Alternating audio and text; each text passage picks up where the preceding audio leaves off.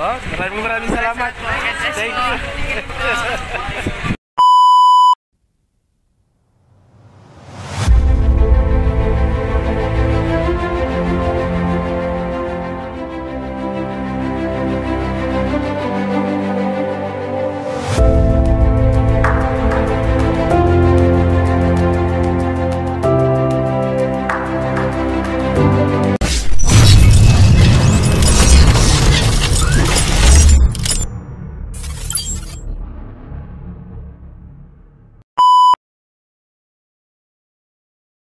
Hello guys, no? Welcome to my YouTube channel. This is Kuya Potpot Vlog at meron tayong isang reaction video po mo mula po sa latest live po ni Kalinga Prab kung saan may isang inanunsyo, no? At kanyang itong kinadismaya guys. At syempre bago tayo magsimula ay mag-shoutout po muna tayo. May galap shoutout po sa ama ng Kalingap na si Kuya Bal Santos Matubang, Ate Edna Vlogs, Kalinga Prab, 10 ng kanyang mga kasamahan. At syempre may galap shoutout po sa lahat po ng sumusuporta, no, sa buong team Kalingap. Isang mapagpalang umaga po, tanghali o gabi mga Kalingap, saan man kayong sulok ng mundo naroroon. Naway lagi po kayong gabayan ng ating poong may kapal. At yan guys, no, at simulan na natin ating reaction video, no. Guys, at dito, no, sa nakarang live po ni Kalinga Prab, talagang nagulantangan lahat, no, sa kanyang pakiusap, no, ng kanyang sabihin, ng kanyang natuklasan guys, no. At nangyari pa mismo ito sa loob ng team Kalingap guys. So pakinggan po natin ang naging pahayag po o yung pakiusap po ni Kalinga Prab sa kanyang live po kagabi. So sundan po natin. May nabalitaan po ako na merong nasa loob ng team Kalingap, no? Nasa loob ng team Kalingap na nangungutang sa mga supporters. So, isa yang malaking ipinagbabawal, ano? Ang mag-utang tayo sa ating supporters or sponsor. Sa kapwa natin vlogger, pwede, no? Pwede yan. Utang tayo. Pero yung sa supporters, sa mga fans, viewers, nako, pangit po yan. Mangutang tayo sa kanila. Ano? Kasi nakakahiya po yan. Sa amin po yan magre-reflect. Kasi unang-una, nagbibigay naman po ako ng sahod, allowance, and tapos, syempre may channel din naman. Hindi ko alam kung bakit nangungutang, ano ba yung nangyari.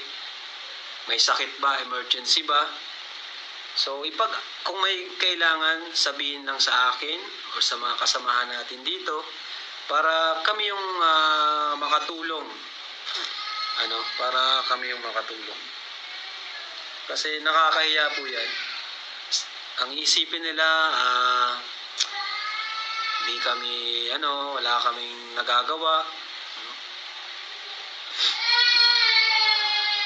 So ayan guys, no, talagang narinig nyo naman, no, medyo may, no, nadismaya rito, no, si Kalinga Prab sa kanyang natuklasan, no, guys, no, dito, no, about po sa issue ng pangungutang isang Kalingap charity vlogger, no, sa isang sa mga supporters o sponsors, no, na talaga namang pinagbawal po talaga guys, no. At totoong magre-reflect po talaga kay Kalinga Prab yan o sa ama ng Kalingap o sa buong community ng Kalingap. Pag po kumalat ang isyong yan o kumalat po yan, no, siyempre o makarating sa mga anti-Kalingap, no, at talagang pwedeng i-content guys, no. Kasi dito ay posibleng baka sabihin magkaroon ng may negatibang impresyon yung ibang manonood po ng Team Kalingap guys, no. At totoo naman itong sinabi ni Kalinga Prab, no. Pwede sa Kalingap charity vlogger na kasamahan or pwedeng magsabi, no, sa kanya kay Kalinga Prab or kay Kuya Bal, no, kung nangangailangan, lalong-lalo pag pinansyal ang pinag-uusapan. So which is dito may punto po talaga si Kalinga Prab dahil nakakahiya po talaga, no. Ayan nga, kita nyo yung impression po o body language po ni Kalinga Prab, talagang dismayado siya sa kanyang nalaman. No, kasi nga unang-una tulad ng sinabi niya, kung staff niya ay may sweldo at allowance, no? Kung isa sa staff niya ang kanyang itinutukoy dito, although hindi niya dinarap name or minention sa kanyang live, tama naman po yung sinasabi po ni Kalinga Prab na kasi may allowance at may sweldo naman po siya. No, itong taong ito na kanyang natuklasan na nangungutang, no, sa supporters or sponsor. Pangalawa, may channel. So guys, no, it means may revenue rin pumapasok dito. Although siguro hindi ganun kalakihan, pero still may revenue pa rin siyang inaasahan na mula sa kanyang channel, no? At talagang hindi to magiging rason para siya ay kumontak o dumirektang kumontak sa supporters or sa sponsor para mangutang, no? Kung ano man ang magiging dahilan niya, which is bawal na bawal. Kasi nga po, talagang kita nyo yung naging impresyon ni Kalinga Prab. Nahihiya siya. No, kasi nga, ang nire-represent po ng nito ay ang buong team Kalingap. Kasi baka sabihin na ba't ganun, no? Baka sabihin po na iba o mga kritiko ng Kalingap, no? Kritiko ni Kalinga Prab o kritiko ni Kuya Bal na pinababayaan ang mga Kalingap charity vloggers partner po nila, especially ang kung stop to ni Kalinga Prab o hindi, no? At talaga namang dismayado, kitang-kita natin sa kanyang gesture ni Kalinga Prab na dismayado talaga siya, guys, no? Sana kung sino man 'yon na binabanggit ni Kalinga Prab, sana ay mapag-isip-isip niya, no, mag-grind, no, sa abot ng makakaya. At kung talagang medyo may problemang pinansyal tulad sinabi po ni Kalinga Prab, ay huwag magatubiling lumapit, no, kay Kalinga Prab, no, sabihin ang kanyang hinaing tungkol sa problemang pinansyal.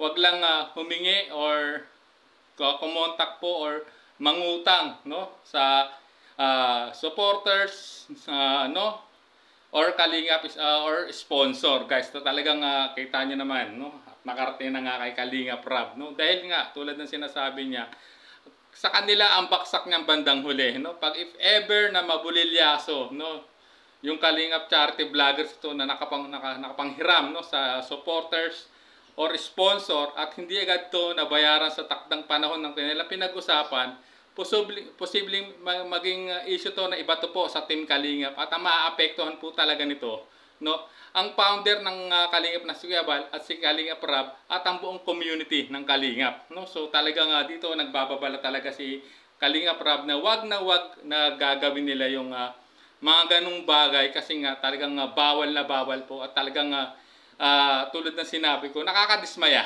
no. At hindi magiging rason, no, na wala silang kinikita kasi unang-una, sabi nga ni Kalinga, kung staff man or no, may allowance or sweldo sila, no, kay Kalinga Prab na inabot, no, si Kalinga Prab. Pangalawa, may channel nga, no, yun ang pinakamabigat daw, may channel kasi, guys, no. Alam naman natin yung ibang Kalinga charity vloggers, no, especially yung mga nakakasama ni Kalinga Prab, no, sa mga misyon, sa mga vlog, may mga BTS, no, yung iba nga halos wala ng charity, puro BTS na nga lang upload.